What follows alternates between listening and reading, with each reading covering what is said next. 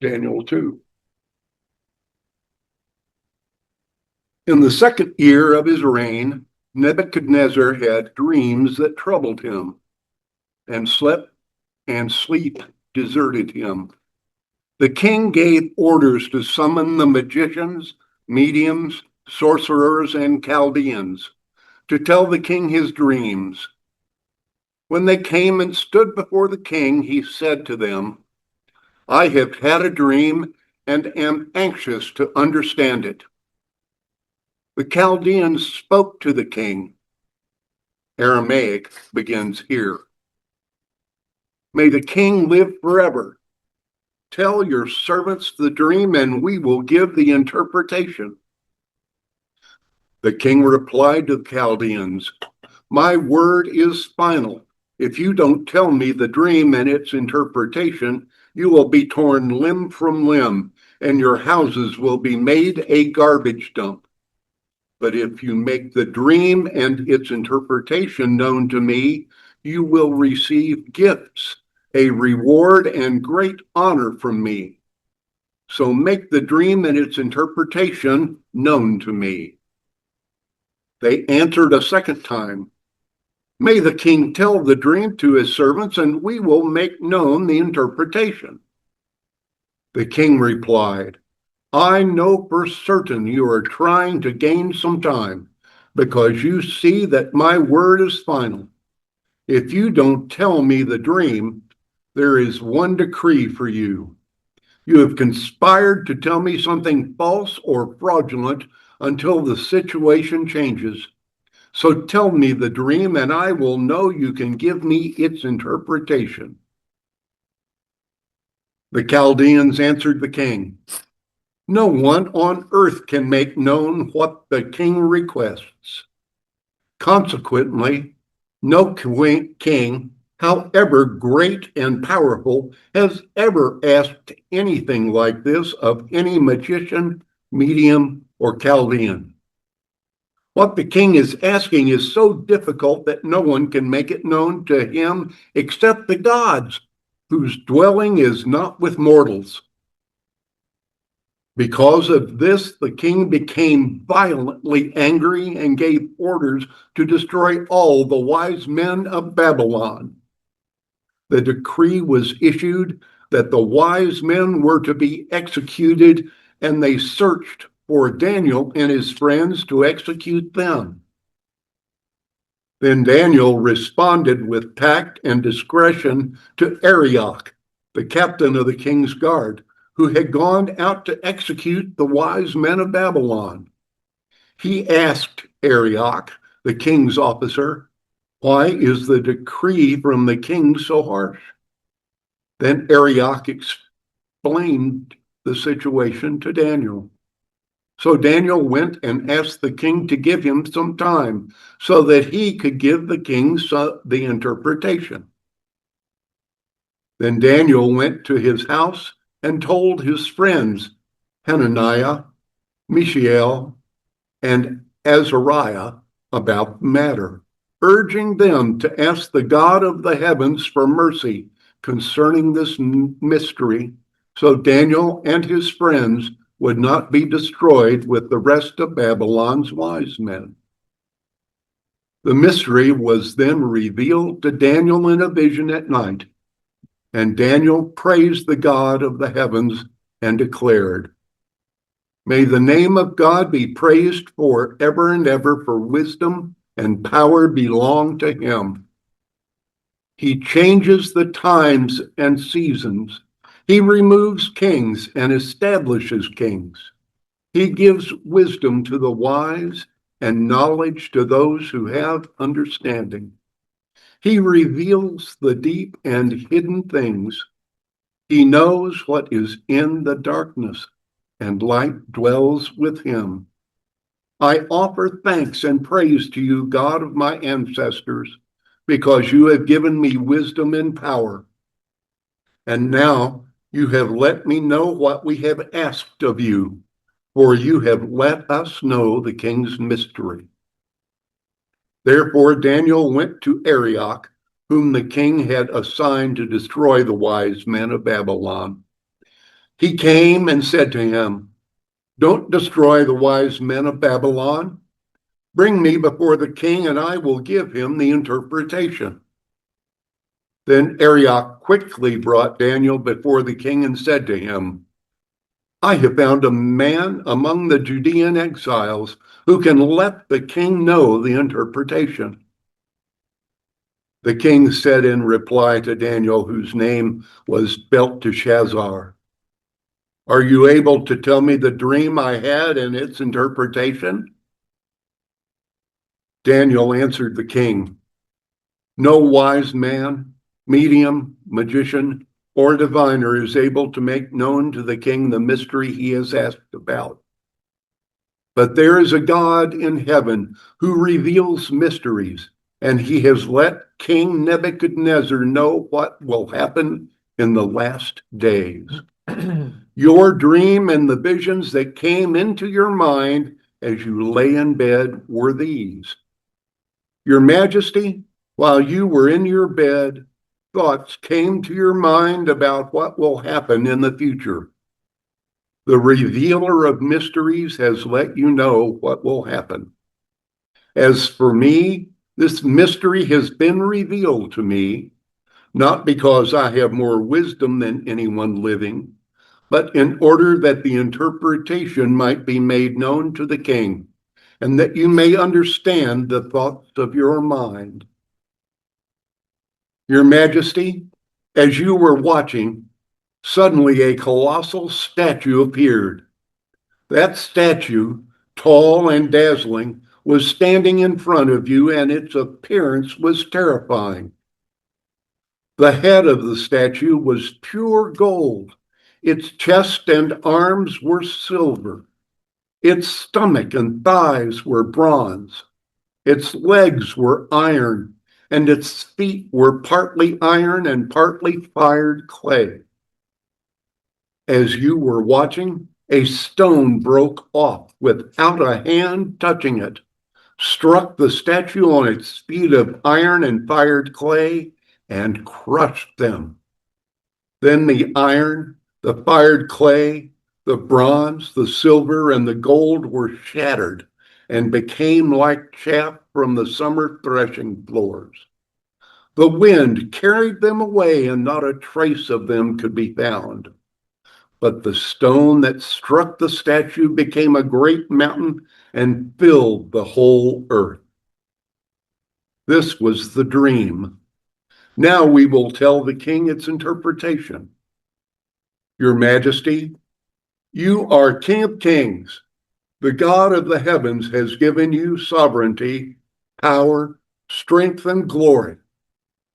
Wherever people live, or wild animals, or birds of the sky, he has handed them over to you and made you ruler over them all. You are the head of gold. After you, there will arise another kingdom, inferior to yours, and then another, a third kingdom of bronze, which will rule the whole earth. A fourth kingdom will be as strong as iron, for iron crushes and shatters everything. And like iron that smashes, it will crush and smash all the others. You saw the feet and toes, partly of a potter's fired clay and partly of iron. It will be a divided kingdom, though some of the strength of iron will be in it. You saw the iron mixed with clay, and that the toes of the feet were partly iron and partly fired clay. Part of the kingdom will be strong, and part will be brittle. You saw the iron mixed with clay. The peoples will mix with one another, but will not hold together, just as iron does not mix with fired clay. In the days of those kings, the God of the heavens will set up a kingdom that will never be destroyed, and this kingdom will not be left to another people. It will crush all these kingdoms and bring them to an end, but will itself endure forever. You saw a stone break off from the mountain without a hand touching it, and it crushed the iron, bronze, fired clay, silver, and gold.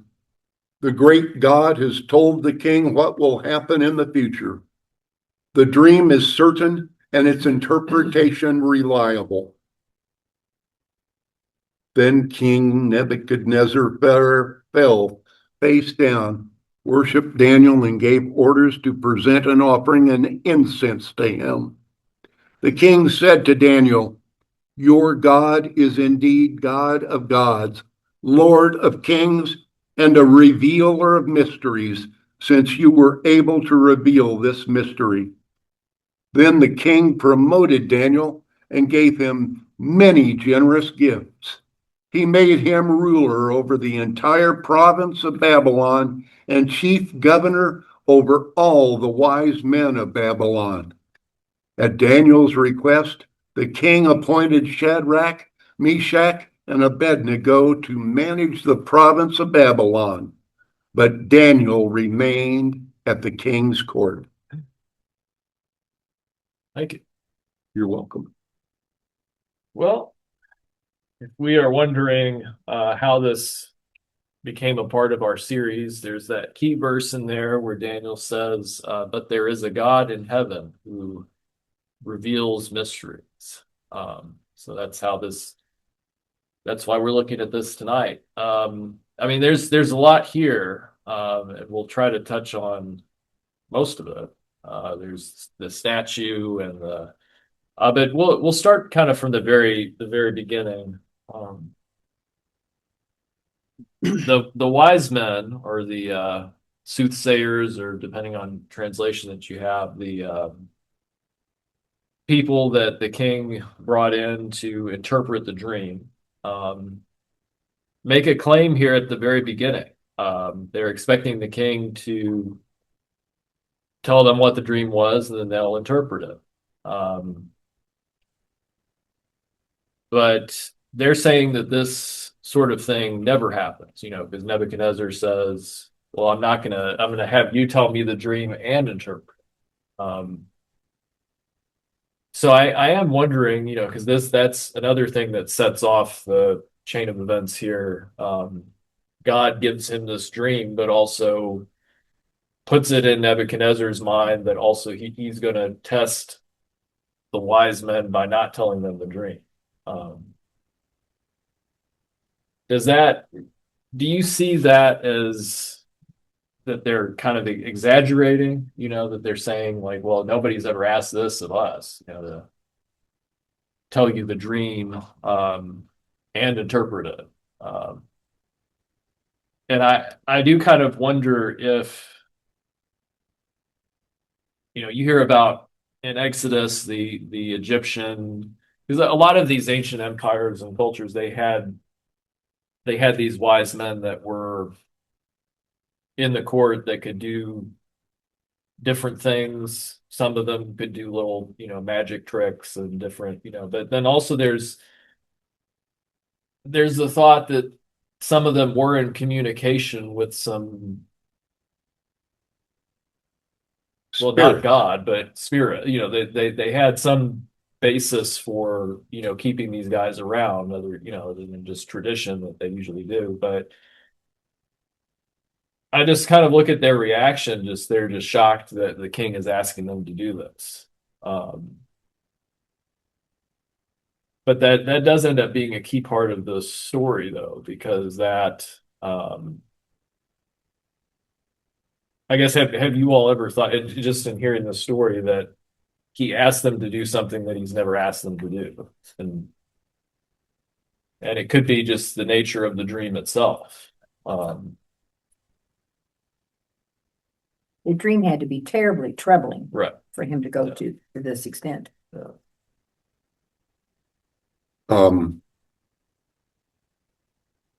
Well, that is a way to make sure that they're giving you a real interpretation by asking.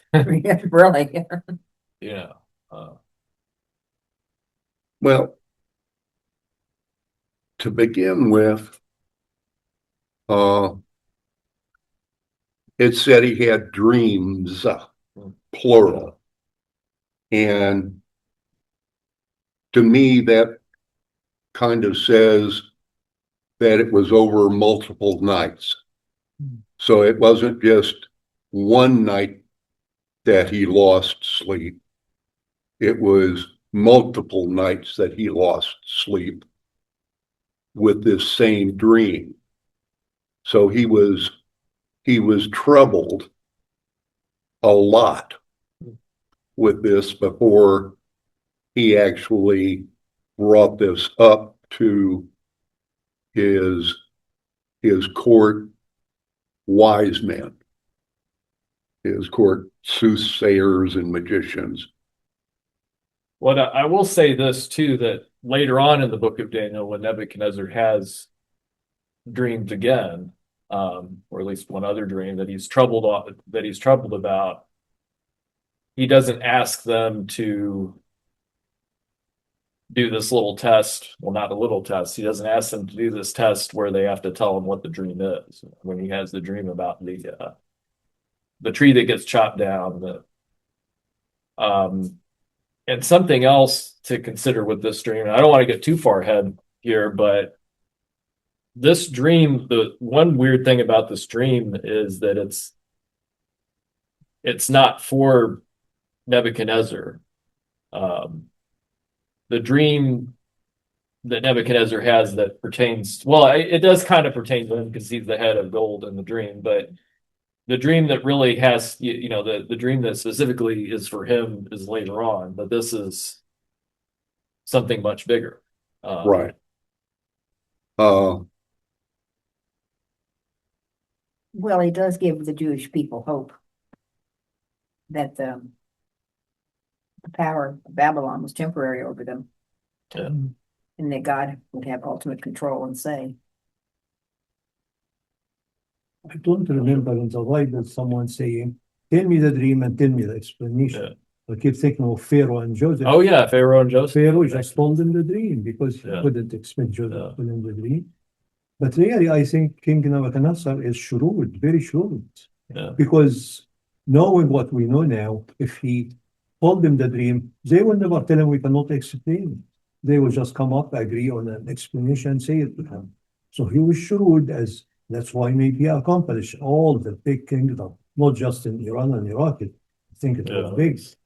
And for him to do that, that's just very smart.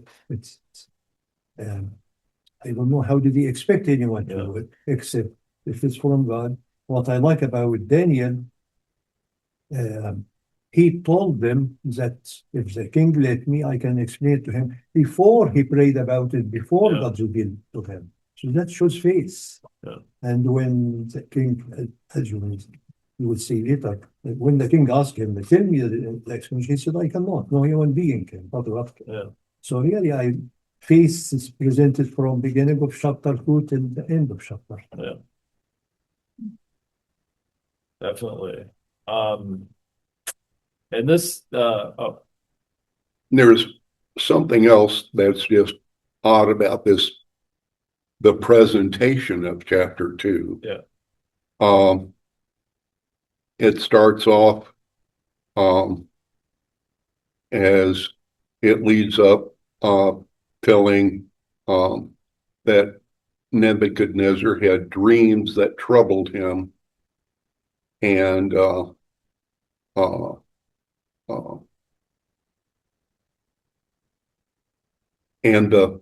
Chaldeans spoke to the king. That's in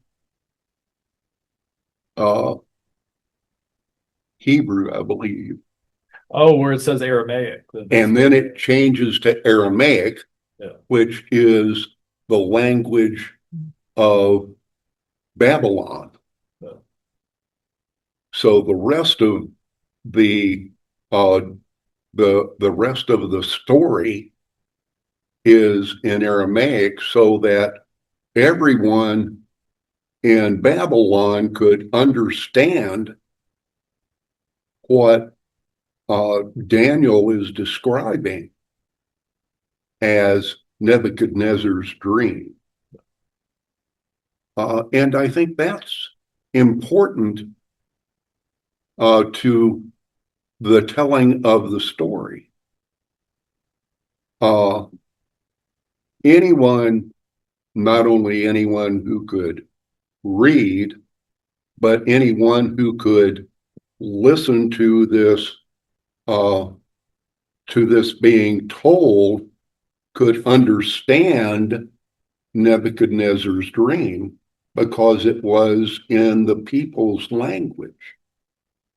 It wasn't in a foreign language. Well, and that also speaks to the nature of the dream. I mean, of course, it does give the people who are in exile hope that, well, yeah, this kingdom is just like every other one. It's going to come and go, and might not come and go while we're here, but at least our children are, eventually there'll be some change. But this is speaking about events that happen across thousands of years, as we'll get into with the statue. And of course, it's pointing to God's kingdom and the Messiah and the Christ. So really, this dream has to do with everybody, essentially. Yes. And there's a compelling case that's made that we're living in the time of the toes of the statue. But we'll get to that here in a second. But yeah, it is fascinating that he has that idea to ask them to do that, and that's not just judging by their reaction. And other times in the Bible where they've always told the dream and then but it's almost as if God put that in Nebuchadnezzar to ask that. Yes. Because as we'll see, they get their chance to interpret this dream, and Daniel is still young, Yes. so he wouldn't have been one of the senior guys. Oh no, he's just the new kid on the block. New kid on the block, but he's still one of them. So if they get the axe, he's going to get it too. But he wasn't even really. he wasn't even there. Yeah, he was. It wasn't called in to begin with. Yeah. So, and I think the Arioch introduced him as one of the when Arioch brings exiles. one of the Judean captives. So he's he definitely doesn't have like rank at the beginning of this. Which is interesting because it says down in what is it, verse 15, that after he talks with Arioch and the matter is explained to him, he goes into the king and asks for time. Yeah. Yeah. Just a little then going in, hi king, I need some time and I can answer it for you. Or did Arioch ask the king on his behalf, or was it? Well, it says that this Daniel went into the king. Oh, he went. Oh, no, that's true. Yeah. And asked for time. And that was rather brazen too. That was a little a bit brazen, yeah. But he had such faith in God. Does it mean to the king personally or to the one working for the kings and his ministers? I don't know. Yeah, we So don't it know. went into the king. Yeah. Well, the way Daniel handles himself here, it is surprising to think that he is 16 years old or something like that. It does make it seem like he's a seasoned wise man of Babylon, but he's in fact just starting out. There is the story in the first chapter of them. I mean, they do stand out as far as their abilities when they're going through their training. And there's the whole thing about them eating vegetables in the first chapter because they didn't want to defile themselves with the food and all that. But, that was kind of the first trial that he faced. But this, just the way that he responds kind of gives us, it gives us a good example to follow, really. He doesn't panic. And I mean, most people would panic in this kind of situation. You're going to probably be chopped to pieces, and and if that's not bad enough, your house is going to be turned into a garbage dump or a dunghill, or which translation you use there. I think King James says a dunghill, but Well, being torn limb from limb. you probably wouldn't care after. Yeah. Yeah. I thought about the being torn limb from limb. I Yeah, read how they did that, and that was, unpleasant. yes, Oh. severely unpleasant. And, so he had all of that kind of hanging over him, and then he talks to the guy. Arioch is not like it's not like it's Daniel's friend. He's in this case, he's coming to take him away to Kill him. tear him limb from limb. So he's talking to the guy that's going to do that, and he's saying, "Hey, give me a little time, and let me go in and ask for time." But what do? They go to the house and they pray. They don't try to guess what the king might be thinking, because a lot of times when we think about dreams, we can kind of you can maybe guess what somebody dreamed about, or okay, they watched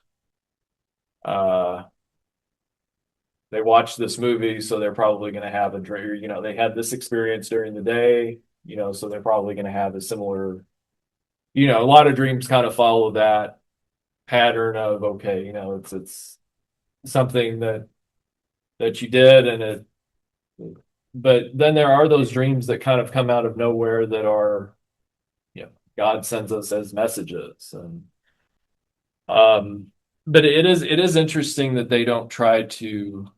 Because well, I mean, almost you're almost at the point where you can't figure it out. It's so far beyond that. I mean, it's not really worth.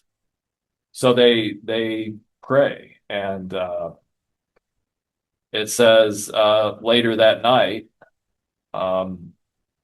Daniel gets a vision of.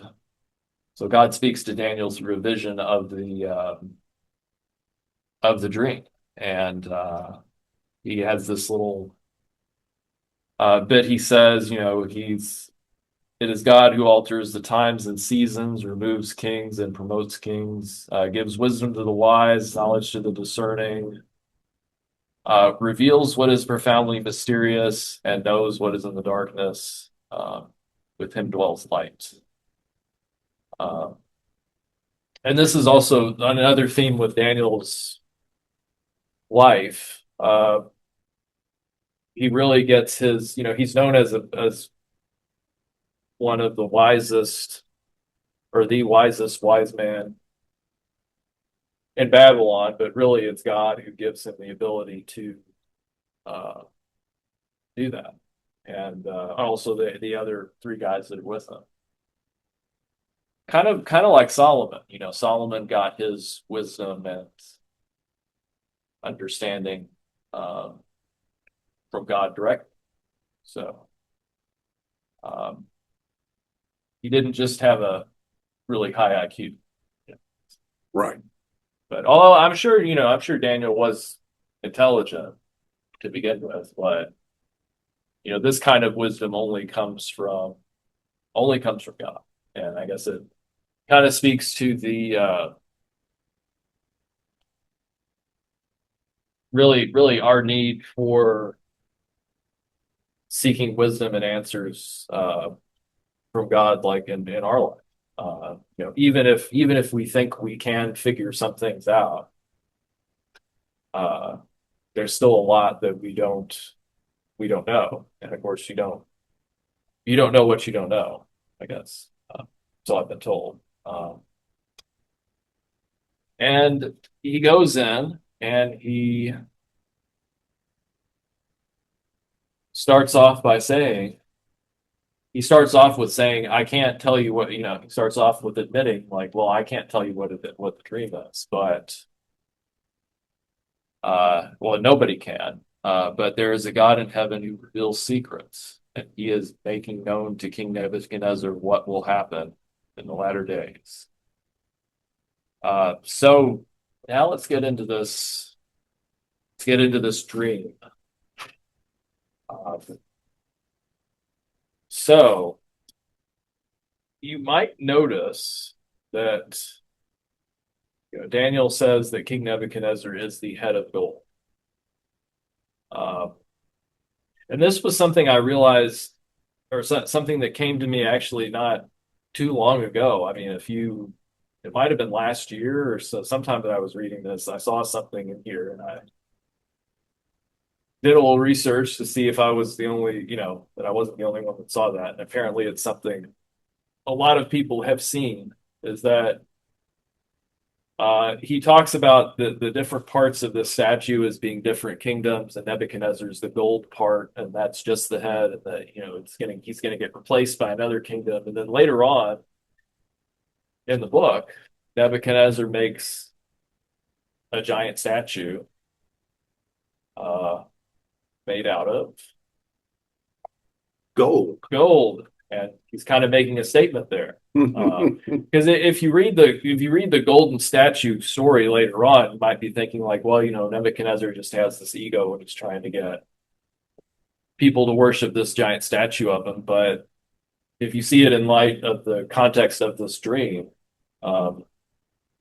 he's almost like kind of making a statement that he's gonna endure forever. His kingdom's gonna be the only one, and that's kind of that adds a little extra to that whole golden statue episode, and why he threw the three friends of Daniel into the fire.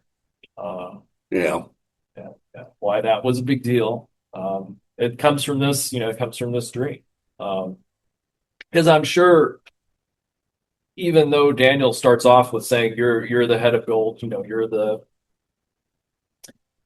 as far as human kingdoms go, yours is the top one, but it is going to be replaced. It's after your time, but eventually your kingdom, Babylon, is going to be replaced. It gets replaced by Persia, silver part.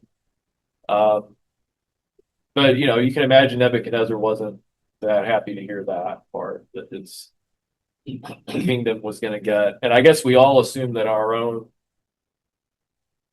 hopefully the United States goes on forever. But well, I hope not forever. But the Messiah come, when that kingdom, but we We kind hope of have it survives until the Messiah comes. until then, yeah. But we do have this idea of like our current Form of government. form of government will last. That these systems that we make, that we humans make, ideally grounded in biblical ideas, but inevitably corrupt in different ways and having weak spots. Even the Romans, they came and went. So the Babylonians came and went, the Persians came and went, and then the bronze was talking about the Greeks. We'll talk about that. Right? as Yeah. we Oh yeah, go down. yeah. But they all came and went. That's and then would we like to talk about the rock, or would we? There's a lot to say about that. The rock not quarried with human hands, or we can go through the different. Let's go down the statue and Okay. talk about the rock. All right. Uh, So we know like to- the head was gold. Yeah. Nebuchadnezzar's form of government. Why was it gold? Why was it at the top? Well, it does imply that is the most value. Gold is the most valuable. It does go down. The things in this, the material in the statue does decrease in value, Yes. get diluted. Um, at least in this story, Babylon is seen as the height of ancient civilization. But I wasn't around then, so I don't know exactly how great it was. But they had the Hanging Gardens, that kind of stuff. But Why do we think that that form of government was portrayed as golden? Strongest, he said more valuable, the most valuable. It's because not maybe the strongest and the one who I don't know how many countries and just was the best country in the world, the strongest. And in researching this, I what did you find? read about this 2 or 3 different times in my past. Uh, uh, it was has been conjectured to imply that it was considered to be the most valued form of government because it was a central complete monarchy. It was under a central, the king's word was law. Because the Persians, Darius later on couldn't undo. We'll get That's down to interesting. that. Is Nebuchadnezzar's or the king, the king's word was law. Yeah. And that was considered the best because it could not be diluted by anyone else. So that concept coming down from that single point meant that for whatever reason, the government had a central focus or a central idea behind the government of the peoples, the government of all the land. But then you get to, but even that eventually has its end. Yes. Because his grandson, well, as we'll see with Nebuchadnezzar's life, we won't go too much into it, but he doesn't necessarily, he has to learn a couple more times that he is not actually God, but God is God. Yes. I'm God, you are not. Oh, that's right. But he eventually comes to that realization. But his grandson makes well, I don't want to say mistake, but Well, profanes yes. the vessels of the temple that they took and get the hand on the wall saying that, his kingdom's being taken away. And then you get the Persians that come in. They're the next level down. The silver, kind of trading gold for silver there. That's right. And why is that not as valuable a form of government as the gold? Why is the Persian government not as valuable as the Babylonian? Well, we do get the picture that the Persian ruler has to answer to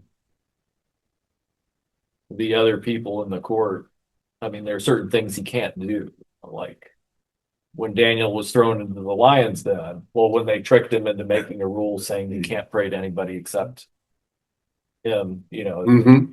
he can't undo something that he That's did. right. So he doesn't have absolute power. That's right. And this is all pointing to, of course, this is all leading to us today. I mean, this isn't like this can sound like it's something really remote, like in the past, but this is going to be pointing towards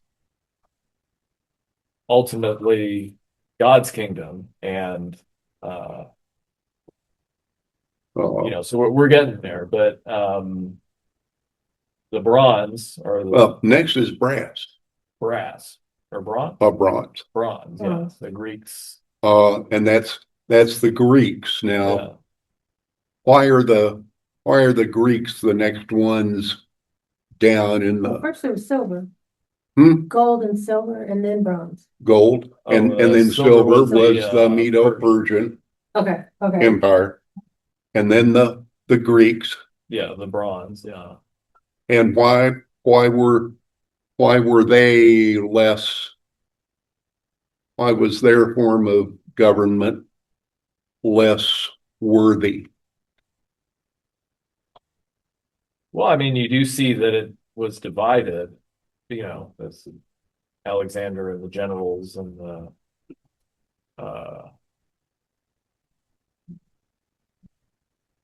Yeah, it's you had one very powerful yeah. individual at top, but underneath him you had a quasi-democratic kind of rule.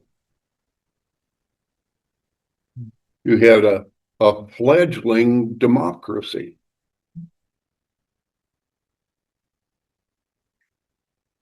Persia was a superpower, spanning over 3 continents. Yes. And Well, and all of these empires kind of controlled similar. I mean that region. Obviously, Rome was more to the west, but there is overlap in like the territory they owned. Like the Greeks ended up And actually they were kind of spreading out spreading out. Yeah, because Greece was yeah, Greece was broader, and after Greece we get down to the whole iron and yeah. Rome. iron and clay, Yeah. because we Well, I mean, when we get down to there, I mean, that's the most divided, and a lot of interpretations of this point to, the iron being the Roman Empire and the feet of iron and clay, the toes of iron and clay being the inheritors of the Roman Empire and the Eastern Roman Empire, which would be the West, which would kind of loosely be, you could see it as us today. And I mean, but you do kind of see that if you read about those toes, you can really see us in those toes, I think, it's I mean, you look at our world yeah. today, Yeah. and it's quasi democratic, with leaders that are democratically lifted up.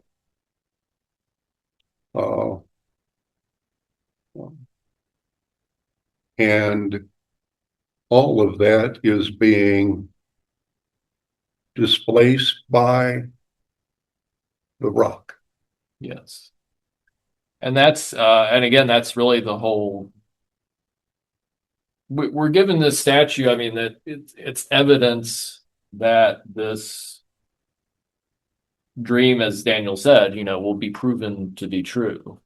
So you can see Daniel didn't know who the Alexander the Great would be, or any of these other people that will come along. He just said, these are the kingdoms that are going to come, and this is what they're going to be like. kind of like Revelation, you'll know it when you see it, sort of. Yeah. It's proven to be this prophecy. I mean, just not that the kingdoms themselves aren't like the focus, they're just showing that, okay, this kingdom's going to come, that one's going to come, and finally it's pointing to God's kingdom that is coming. And the rock, not just any rock, but it was quarried without human hands, so it's undefiled. This is pointing to divine work. It's not a form of government that we created. Democracies are great and republics are great, but this is God's Handiwork. Yeah, government handiwork. Yeah. Could the rock be a symbolic thing for Jesus? Because, Oh yeah. he was a Messiah without a man, just without human hands. And also the cornerstone and well, yeah, Jesus was described as the rock that, what was it, this people would trip over, Yeah. a stumbling block to the ones that opposed God, but the cornerstone of kingdom. And it's, if you look at other parts of the Old Testament, when they built altars, and sometimes they would be required to use stones that weren't cut by human hands. They had to find a natural stone, and that was all just to show the symbolism behind that. It was God's. This was a stone that God made, and we didn't. I mean, even if we cut a stone, it's still God still made it. God made us, and God made the stone, but it's not tainted by our shaping of it. God shaped it. So I guess that's kind of the whole thought here, is this is a final kingdom that God is going to shape.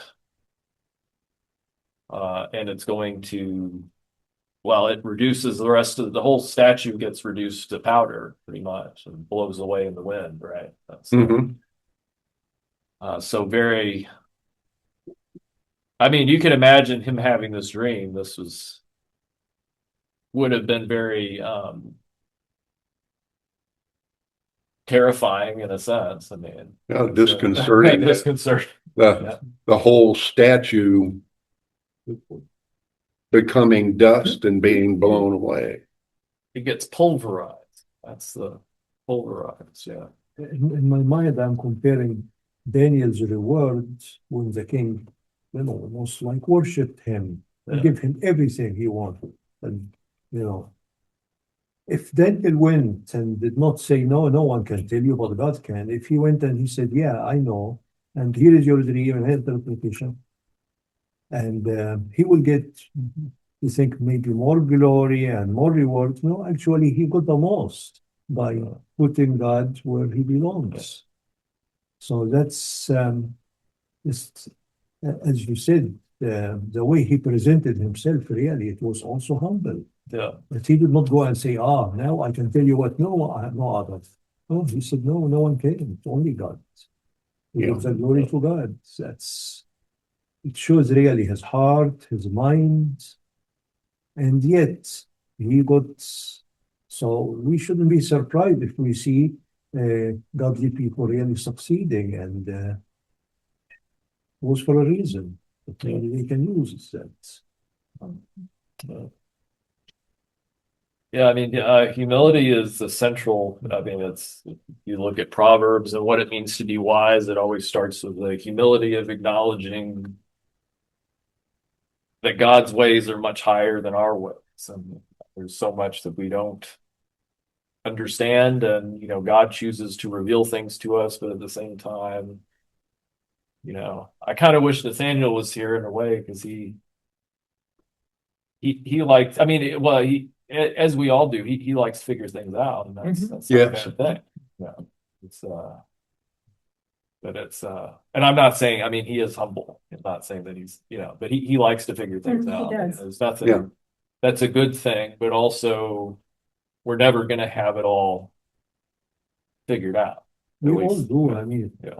people who just like things that make sense. Yeah. But sometimes just things don't make sense, and that's faith to accept Yeah. it.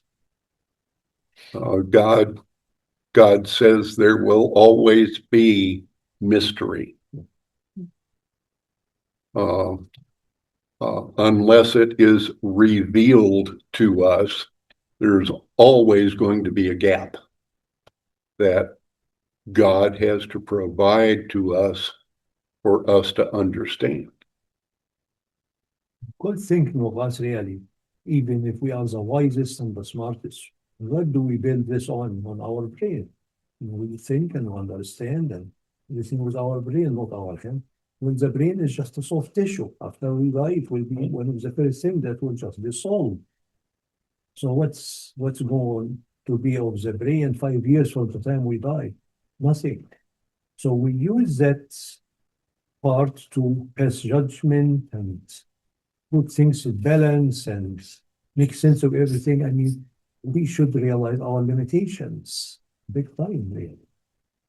And yet, and the first one really that we just judge on things and don't realize it. But I like that, Daniel. Yeah. Try to put it where it belongs.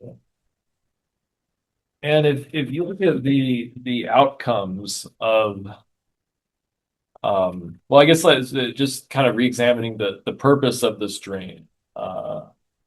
Unlike the other dream, this wasn't, Nebuchadnezzar was the one who had the dream, and that he is the head of gold in the dream, but this really is pointing to God uses this dream and this whole situation to point to not only kingdoms that are going to come and go, and if all these signs that people are going to see, because eventually the people that are reading this are going to see Alexander the Great riding in and taking things over, and then they're going to see Rome come in and take, and they're going to be anticipating, once Rome comes, they're going to be anticipating the Messiah to come through, to come Yes. in.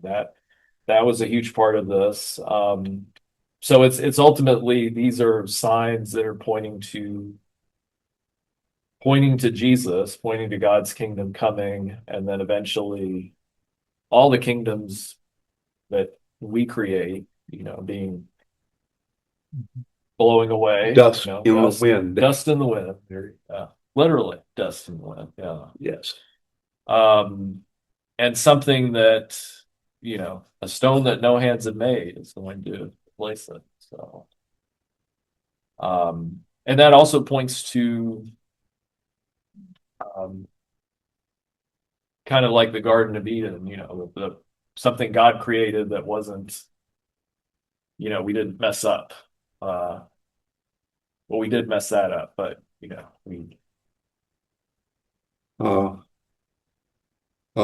he is going to refresh yeah. things.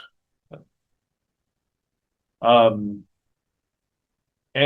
I did want to touch, but just kind of briefly on the toes, because if we are living in the time of the toes, and we might be, I think we are living in the toes, but that can speak to a lot of the things that we're seeing today that might be a little bit confusing, because it's,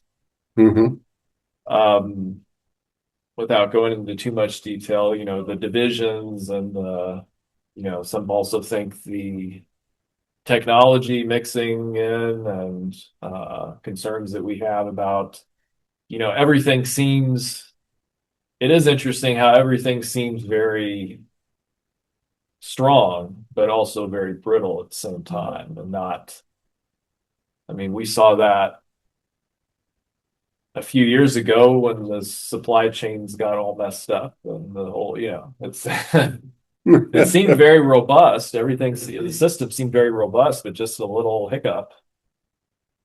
And I mean, even today with, different trade routes and things, our system is that we made is very brittle. And We did not learn anything. no, And that's true. usually we don't know that.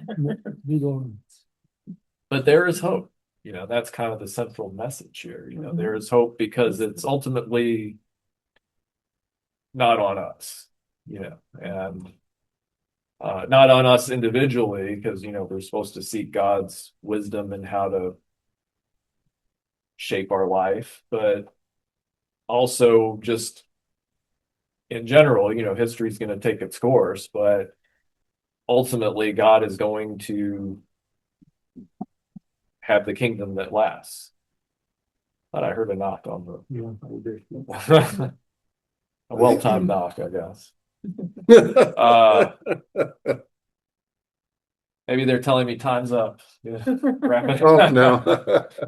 But just kind of looking at the outcomes of this, you know, Daniel, let's see. Oh, outcome, yes.